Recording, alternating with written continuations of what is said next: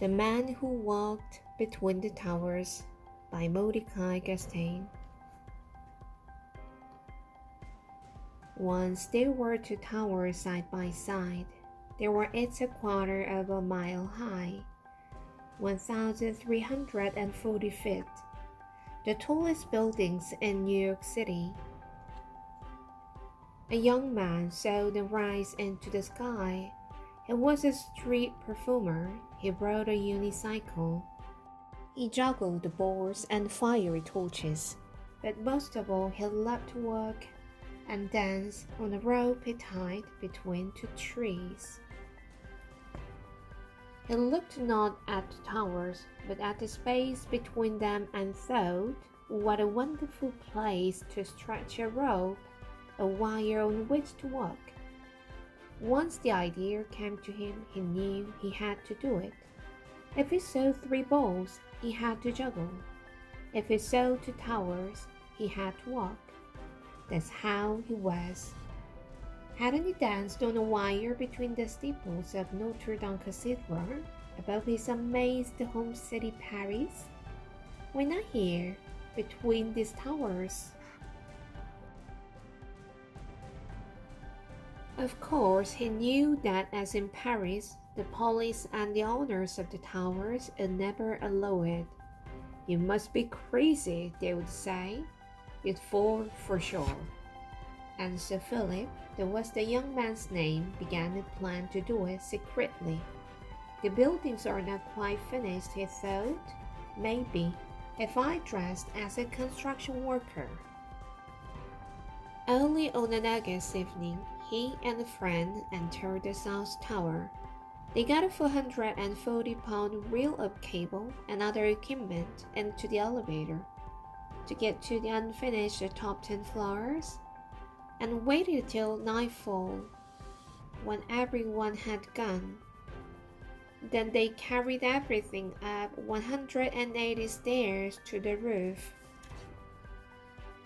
At midnight, on the other tower's roof, two more friends tied a thin, strong line to an arrow and shot it across to Philip, 140 feet away. It missed and landed on a ledge 15 feet below the roof. Bad luck, thought Philip. He crawled down to the ledge over the sparkling city and got the arrow. To his line he tied a stronger line, which his friends pulled back to their tower. To his end of the stronger line, Philip tied the cable on which he would walk. It was 5/8 of an inch thick. His friends pulled the cable over to their tower, but it was so heavy that it slipped from Philip's grip. The cable's middle floated toward the street, pulling the friends on the other tower to the very edge. Philip, just in time, secured his end. It took 3 hours to pull the cable back up. Frantically, as the stars faded, they tightened it between the towers. It was passed down before they were ready. Philip put on his black shirt and tights. He picked up his 28-foot balancing pole.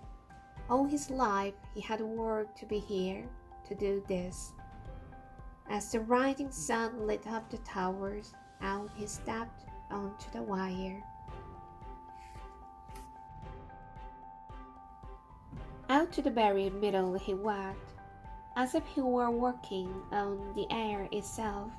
Many winds whirled up from between the towers, and he swayed with them. He could feel the towers breathing. He was not afraid. He felt alone and happy and absolutely free.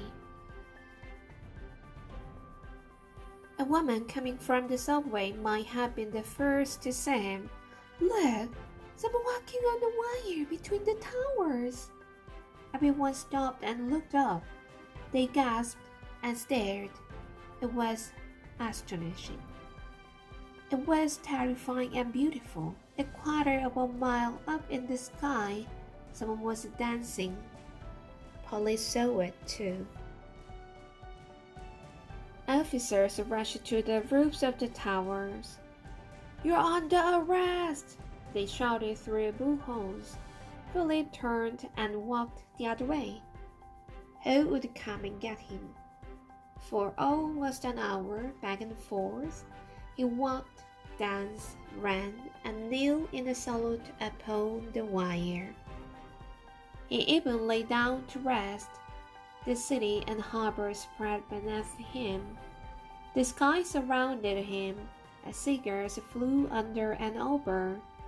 As long as he stayed on the wire, he was free. When he felt completely satisfied, he walked back to the roof and held out his wrist for the handcuffs. They brought him to court. The judge sentenced him to perform in the park for the children of the city. This he did happily, though.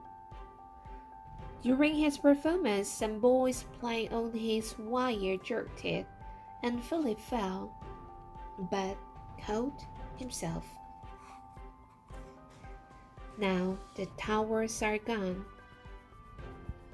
but in memory, as if imprinted on the sky, the towers are still there, and part of the memory is the joyful morning, August 7th, 1974, when Philip D.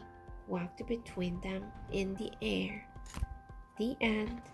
Thank you for listening. Bye-bye.